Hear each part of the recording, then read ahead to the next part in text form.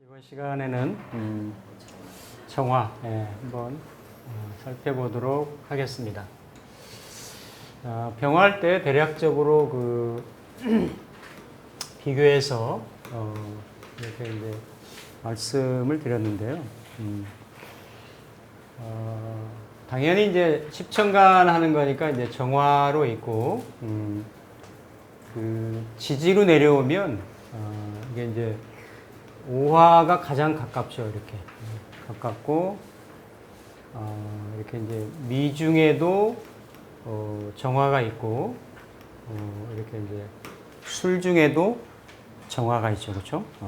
근데 나중에 이제 그 지장간을 12지지를 공부하다 보면 모양은 모습은 정화의 동태로 놓여져 있지만 각각의 어떤 작용력이라든지 의미라든지 특징들은 조금씩 차이가 있습니다. 차이가 있죠. 그거는 이제 나중에 지장간 공부할 때 따로 해보도록 하고요. 지난 시간에 어떤 그 병화의 모습을 가불목의 이제 목기운을 받아가지고 이거를 분열하고 확장하고 팽창시키고 하는 그런 에너지의 양중양에 해당하는 것을 병화라 했습니다. 그렇게 분열시키고 팽창시키고 확장한다라고 하는 것은 다 가을에 이런 그렇죠? 이런 경금이나 요 신금의 열매를 맺기 위한 거다. 맺기 위한 거다. 그러면 병화는 양중양화가 되는 거고 정화는 양중양화, 화니까 양에 해당이 되는데 각각의 음양에 의해서 마치 갑이 양목이 되고 을이 음목이 되듯이 똑같이 정화도 음화의 형태를 띈다. 그럼 음화라고 하는 것은 현상적으로 구체적으로 이제 어떻게 이해가 돼야 되냐면 보통 그러니까 흔히 정화를 이렇게 달이라고도 얘기를 하죠.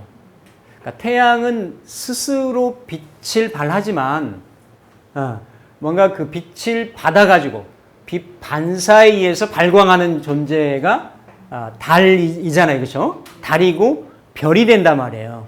그러니까 그 모습이 그대로 현상계에서도 그러니까 빛나니까 밝음이니까 화의 모습인 거는 맞는 거예요. 그런데 병화가 좀 더 확장하고 팽창하고 외향지향적이다라고 하면 정화는 밝음이지만 뭔가 그 안으로 수렴하고 응축하고 수축하고 거둬들이는 즉 안에서 병화의 불빛을 이렇게 모으는 끌어당기는 그런 역할을 하는 것이 정화라고 하는 거죠. 그러니까 흔히 일반적으로는 이렇게 복사열이라고 얘기 많이 하거든요. 복사열이라고. 그러니까 흔히 이제 우리가 화를 구분할 때 지난 시간에 목을 구분할 때 뭐 생목이냐 사목이냐 이렇게 얘기했고 화를 구분할 때는 이게 열이냐 빛이냐 이렇게 또 구분한다라는 거예요. 그 의미는 뭐냐면 병이든 정화든 이게 광명에 해당이 되고 뭔가 밝음에 해당이 되는 거기 때문에 이게 강했을 때는 즉 열로 작용했을 때는 그 열이 집중적으로 모이면 화극금을 가려고 하기 때문에 금이라고 하는 거는 물질을 취하려고 하는 구조로 간다라는 얘기고 이게 만약에 빛으로 작용한다라고 하면 빛으로 그러니까 화기가 약해서 화기가 약한다라고 하는 거는 수의 극을 많이 받는 거겠잖아요. 그렇죠? 그러면 그거는 어떤 철학 성분이나 종교 성분이나 활인 성분이나 이런 쪽으로 갈 소지가 많다라는 거예요. 그래서 크게 보면 이게 빛으로 작용하냐 이렇게 그 열기로 작용하느냐 문 좀 열어주실? 네, 요런 그 구분을 하는 것이 이 병정화를 나누는데 우리 흔히 예전 초등학교 시절에 이렇게 그 돋보기로 보면 돋보기로 그냥 태양빛을 이렇게 그 받으면 그 돋보기로 그걸 광을 하면 거기서 열이 발생하고 종이가 타잖아요, 그렇죠? 그러니까 태양을 백날 비춰도 사물의 본질 근간에 대해서는 변화가 안 생기는데 그거를 집약을 하고 모으면 그 물질의 형질의 변경이 된단 말이에요. 그러니까 뭔가 이렇게 그 태양의 복사열, 반사열, 태양광을 받아서 일어나는, 그러니까 이 현상계에 드러나는 모든 그 물질 문명, 이런 것들을 현상계의 문명, 현대 문명, 이것을 다 정화의 소산이라고 얘기를 해요. 그러니까 이게 음화와 양화가 서로 불가분리의 관계성이 있는 건데, 실제로 물질로도 작용하는, 즉 그래서 이 정이라고 하는 거는 글자를 보면 이렇게 뭔가 이 그 화기의 치성함이 끝까지 다다랐다라는 거예요. 끝까지 이렇게, 이거 뭐 하늘을 상징할 수도 있고, 그러니까 화의 분열하고 팽창하는 이런 에너지의 모습이 극에 다다랐다. 그러니까 병화는 막 ing가 돼가지고 막 분열 팽창시키는 에너지를 얘기하는 거고, 정화는 그 에너지의 끝이 다다랐다. 이거 이제 못 짜도 되는 거거든. 그러니까 우리가 흔히 얘기하는, 이렇게 그 장정이라고 얘기하면 이미 육체적으로나 물질적으로나 외형적으로 다 성장을 마쳤다라는 거지, 이뤘다라는 거지. 그래서 노동의 의미가 있는 거고, 요 정자를 옆에서 이렇게 보면 이게 옛날 못의 머리잖아요, 그렇죠? 못이 이렇게, 이렇게 뾰족한 형태로. 그러니까 뭔가 이게 노동을 상징하고, 뭔가 현실적인 물질을 변화시키는 이러한 어떤 구체적이고 현실적인 그런 인자, 이런 거를 이제 그 정화로 봤다라는 거예요. 그래서 병화하고 정화 또한 이게 불가분리의 관계성이 있는데, 이게 하늘에서는 병의 모습이었다가 정의 모습으로, 양화의 모습에서 음화의 모습으로, 그렇죠? 이렇게 갑에서부터 개까지 쭉 가잖아요, 그렇죠? 근데 이게 이제 지지로 뚝 떨어지면 사에서 이렇게 이제 오화로 가는데, 그렇죠? 오화로 가는데 이 사에서는 사중에 병화로만 존재하고, 이 오화에서는 사화가 오화로 바뀌는데 요 기토를 매개로 해서 바뀐다라는 거예요. 즉 그 이면에서는 쉽게 현상계에서는 이해할 수 있는 부분이 뭐냐면, 병화로 이렇게 귤의 어떤 그 외면이 무슨 뭐 천혜향이 됐던 무슨 무슨 뭐가 요즘 신품종이 하도 많아가지고 레드향 뭐 굉장히, 그러니까 그 레드향의 그 사이즈 그러니까 이게 뭐 주먹만 하다 아이들 어린 머리통만 하다 사이즈가 있을 거 아니에요. 그런 사이즈가 만들어진다라고 하면 그 안에 뭔가 부피자람을 멈추고 안에 내실이, 안에 뭔가 익어가고 단물이 들어가고 그러는 게 정화의 작용이라는 거지. 정화를 그래서 단풍이라고도 얘기를 해요. 단풍. 그러니까 그 모습이 현상적으로 나중에 신유나 경신으로 나타나지만, 이미 이 5월이라고 하는 병에서 정을 거쳐가지고 병에서 정을 거친다라고 하는 모습이 이게 바깥으로 외면으로 분산하고 분열하는 이런 에너지들이 안으로 어때요? 수렴된다라는 거예요. 수렴. 그러니까 이런 정화의 모습이 어때요? 내명하다 이게 내명. 밝기는 한데 병화같이 밖으로 드러나게 뚜렷하게 화려하고 이런 게 아니라 안으로 밝은 거야. 안으로. 안으로. 그렇죠? 그러니까 뭔가 병화보다는 수동적이고 수용적이고 뭐 소극적이고 그럴 수 있는데, 이게 내면으로 침잠에 들어가는 에너지고, 또 이 정이라는 거는 이렇게 삐침을 달고 있단 말이에요. 이게 갈고리 형상인 거예요. 이걸 또 고물의 정이라고도 얘기하잖아요. 고물에는 타작할 때, 뭔가 추수할 때 쓰는, 뭔가 결실이고 결론을 추구하고 하려고 하는 이러한 에너지들이 이게 그죠? 그러니까 이게 그러니까 뭔가 병화가 넓고 이렇게 그 광대하고 이런 에너지다라고 하면 밝음인데도 좁고 깊고 집중적이고 이런 현상이죠. 좀 부드러운 화이면서도 만약에 병화가 폭발적으로 한 번에 확 타오르고 이렇게 무슨 한강에서 이렇게 이렇게 불꽃놀이 같이 이게 사라지는 그런 에너지라고 하면 이건 그 아궁이의 군불 같은 거예요. 은근하니 지속적으로 이렇게. 그러니까 정화 있는 사람한테 한번 이렇게 잘못 밑보이면 요 갈고리에 찍힌다니까 갈고리. 그러니까 이걸 뭐 뒤끝이라고 볼 수도 있고 아니면 지속성 병화에 비해 가지고 지속력이라고 볼 수도 있고 그런 에너지가 있기 때문에 그렇죠. 이런 정해 같은 경우는 이게 해중에 임수하고 이렇게 합을 하잖아요. 임하고 정하고. 그러니까 정은 그래서 횃불의 물상, 횃불이나 등대나 아니면 가장 대표적인 게 그렇죠. 이 별의 의미가 있는 거예요. 별의 의미가 별. 그러니까 별이라고 하는 거는 횃불이라고 하는 거는 등대라고 하는 거는 그 어두울 때 해가 졌을 때 그렇죠. 그럴 때 어떤 그 빛나잖아요. 어두우면 어두울수록 더 빛나는 게. 우리가 정임의 물상을 현하라고 하는데 거물 현자를 쓰거든요. 이게 현하. 그러니까 검은 이걸 생각을 해보세요. 밤하늘에 검은 장막이 드리워져 있어. 이게 임수의 물상이라고 말해요. 임수. 근데 거기에 촘촘히 별들이 이렇게 박혀 있어. 그러면 정임이 모인 또 지지를 내리면 정예가 모인 이런 것들이 뭐냐면 이거를 그 은하수 밀키웨이의 물상이라고 하는 거예요. 아름답잖아요. 그럼 별을 보면 뭐가 생각나는 거예요? 뭔가 영감이 솟아오르겠지. 문학이 생각나겠지. 시가 생각나고 철학이 생각나고 그죠? 그러한 영성의 이미지가 있어요. 이게 술 중에 정화 같은 거. 술 중에 정화 같은 건 특히나 그런 거지. 이렇게 신유를 거쳐가지고 가을 맛 끝자락에서 겨울 암흑으로 들어가려고 하는 그런 곳에. 이게 그래서 뭐 신금도 있고 정화도 있기 때문에 이런 경우를 이제 수행자의 묵상이라고 얘기를 하는 거예요. 깊은 토굴에 촛불 켜고 은촛대에다가 촛불 켜놓고 이렇게 기도하는 수행하는 물상. 아니 물론 이 지하에 불 꺼진 어두침침한 그 롬사롱이나 나이트 가서 노는 물상도 되지.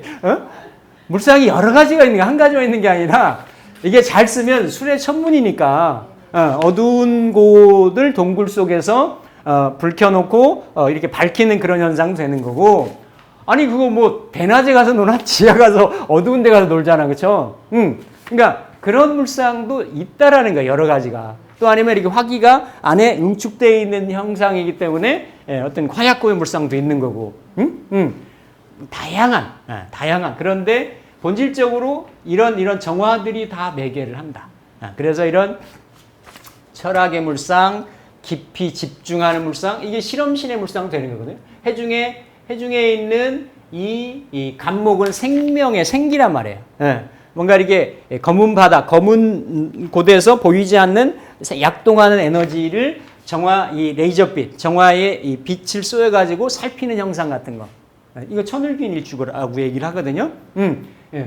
그래서 이 정화는 본질적으로 병화는 이게 이제 빛이니까 광명이니까 낮에 활동하는 내지는 봄 여름에 활동하는 이런 주된 바운다리를 가진 에너지가 되는 거고 정화는 본질적으로 이렇게 뭔가 빛의 성향이지만 또 이렇게 어떤 광렬의 성향이지만 본질적인 의미 자체가 등대의 물상, 별빛의 물상, 또 어둠을 밝히는 그런 물상이기 때문에 이렇게 이런 병정해요, 그렇죠? 이렇게 해 떨어진 병이 12운성으로 유시에 죽는다라고 얘기를 해요.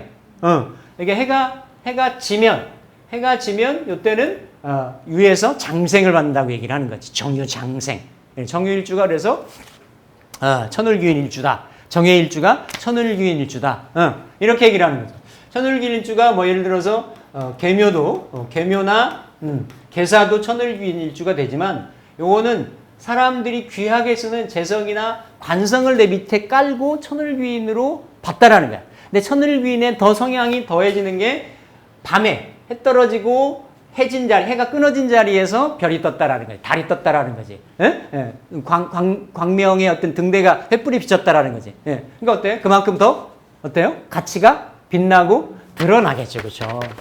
그래서 그러면 이러한 이게 이제 어떤 활인 성분이나 철학 성분이나 또 현학 아주 세밀하고 깊고 오랜 기간 동안 뭔가 깊이를 축적하면서 뭔가를 밝혀내고 드러내는 이러한 성분으로 그러니까 활인 성분도 되는 거고 이렇게 그 뭔가 철학 성분도 되는 거고 이런 모습들이 그러니까 화이면서 이게 문명이나 문물을 만들어내는 이런 인자도 되는 거고 실질적으로 이런 그 물질을 변화시키는 그런 작용력이 있단 말이에요. 그래서 정화를 가졌으면 이런 공부하는 쪽에도 어떻다? 상당히 좋다. 들어라 있든 일간으로 가지고 있든 지장간에 있든지 간에. 그렇죠? 그런 의미들이 다 작용을 한다라는 겁니다. 만물이 하늘 높이까지 이렇게 치솟아 다다랐다. 그런 의미. 그래서 정화일간들이 보면 정이 그렇죠? 정이 이렇게 이제 해묘 미 운동을 하고 그렇죠? 정이 사 유 축 운동을 하잖아요, 그렇죠? 이런 운동성. 그러니까 이런 정해라든지 정유일주라든지 뭐 이렇게 6월에 해월에 정화라든지 이러면 물론 이제 다른 간지에서 작용력이나 조화 관계를 더 봐야 되겠지만 정화일간 자체 내에서는 그러니까 뭐 이런 그 해시라든지 유시라든지 이렇게 태어나면 이미 내 주변 환경이 내가 이 세상에 태어났더니 정화의 광명을 밝음을 필요로 하더라요. 그러니까 내가 대접을 잘 받겠죠. 쓰일 때가 많으니까. 5시에 태어나는 정화일간은 근데 이제 그러니까 5월의 정화나 정사나 그죠? 옷이나 이렇게 되면 그러한 광명성인 어떤 이런 철학성 인자나 활인성 인자보다는 화기가 강해지는 거니까. 그럴 때는 정화가 집중적인 에너지를 받아가지고 이렇게 그 재물을 취하려고 하겠죠. 재물을 취하려고 하니까 이렇게 그러한 성분하고는 철학적인 학문적인 성향 성분하고 조금 떨어지고 현실적인 성향이 되는 거지. 현실적인 성분이 그렇죠. 근데 본질적인 속성 그렇다라는 거예요. 이미 그 밤하늘의 별의 형상을 정화가 가지고 있기 때문에 그렇죠. 이 정사 같은 경우는 원래는 밤하늘의 별인데 내가 태양을 통제하려고 하고 있잖아요, 그렇죠. 그러니까 이게 이제 병호를 뒤집으면 정사가 되는 건데 이런 에너지들은 병화는 당연히 이제 일중지 양이니까 병화의 본 모습이지만 정화는 그렇죠. 정화는 본래 내가 밤하늘의 별이 돼야 되는데 이렇게 이 한낮에 어떤 이런 별빛으로 태어난 이런 성향이기 때문에 상당히 여기도 겉으로는 유한 듯해도 위아래가 다 불의 에너지이기 때문에 이런 에너지 임자나 개해 병호나 정사나 이걸 그래서 다른 말로 이건 양인이라고 하는데 음인이라고 얘기해요. 다른 말로는 양인 임자나 병호를 양간이 칼을 쳤다. 칼을 가졌듯이 이렇게 좀 뭔가 좀 집중적인 에너지도 있고 독한 에너지도 있고 이런데 음간이지만 개해나 정사도 음간이지만 양간의 병호나 임자 못지않게 그러한 그 내면의 아주 지독스러움, 끈질김, 집요함 이런 것들이 있다라는 거죠. 항상 말씀드리잖아요. 정사가 그래서 겉으로는 유한 것 같아도 이 화염방사기라고 여기는 한번 그냥 훅 타오르면 많은데 폭발하고 마는데 여기는 아주 질기다는 게 그러니까 결국은 단기전에서는 병호가 강한데 장기전으로 가면 정사가 이긴다라는 거지. 정사의 그 화염방사기에, 그죠? 그래서 그런 특징들을 가질 수가 있다. 이게 양기운이 굉장히 음화이면서도 강한 성향 성분이 될 수가 있는 거고, 그렇죠? 그래서 요런 이제 일간일지의 배합으로도 나눠질 수가 있다. 장정이나 일꾼, 모시라는 또 장정 예전에 일꾼들 그렇죠? 이렇게 다 이렇게 그 일하는 그런 사람들을 장정이라고 얘기했잖아요. 그런 의미가 있어요. 양기운이 이렇게 그 극에까지 다다랐다라는 거예요. 극에까지 다다랐다. 꽉 찼다라는 거지. 충양됐다라는 거예요. 그러면 무기토의 이런 트랜스퍼, 매개체를 거쳐가지고 경신금으로 수렴된다라는 거죠. 결실된다라는 거예요. 그래서 이렇게 이제 정화 자체도 그렇죠, 그렇죠? 우산의 형상이어서 기운 에너지를 이렇게 수렴하는 그런 우산처럼 기운이 응집한다는 뜻을 가지고 있다. 병정화를 비교를 좀 많이 해놨는데요. 병화가 만물을 포용해서 따뜻한 온기를 준다면 정화는 공업용 열기 또는 생활에 필요한 화기, 항상 병화로부터 넘겨받은 복사열기. 그래서 이 복사열에는 그러니까 뭔가 이렇게 빛을 받아서 그 빛을 이렇게 재가공해서 안에서 쓸모 있게끔 이렇게 그 변화시키고 변질시킨다라는 거예요.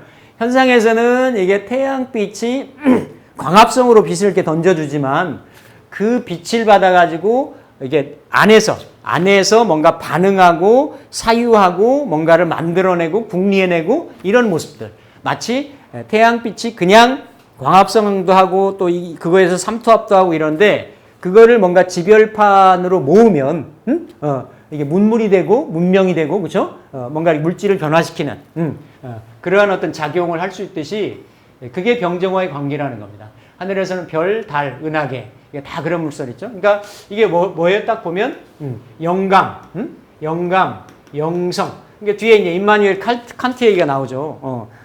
본인이 가장 그 위대하다라고 생각하는 게 하늘에 있는 별하고 내가 지켜야 될 준칙하고 이 두 가지의 자기 축이다. 인생을 뒷받침해 왔던 가장 커다란 축인데 그중 하나가 별이라는 거예요. 별을 봤더니 영감이 떠오른다라는 거지. 뭔가 철학적인 이런 그러니까 어떤 이런 신비로운 현학을 한다. 이런 공부도 현학이거든요. 이게 다 영성에 관련되는 거기 때문에 사람이 논리적으로 뭔가 이렇게 추리해가지고 이성적으로 파악을 해서 들어가는 부분도 있고 내가 문득 뭔가 이렇게 떠오르는 것 같은 거 있잖아요. 시상이 떠오른다든지 뭔가의 그 미지의 세계에 대한 어떤 뭔가가 이렇게 촉발되고 하는 것들이 이게 다 정화의 영역이라는 거예요. 정화의 영역. 그래서 정화는 가장 좁고 점을 뜻하기도 하거든요. 가장 어떤 하나의 목표가 되기도 하고 이런 현상들. 그러니까 그게 다 병화가 모아져서 응축돼 가지고 가장 집중되는 집약되는 그런 에너지의 모습이라고 볼 수가 있습니다. 인위적인 모든 열과 불 이런 거 얘기하고 하늘에서는 별이고 땅에서는 등불과 문명 그리고 이게 다 말씀드렸죠. 문화 그러니까 문자, 문명, 문물, 문화 이게 다 뭐다? 정화의 형상이다. 정화의 물상이다.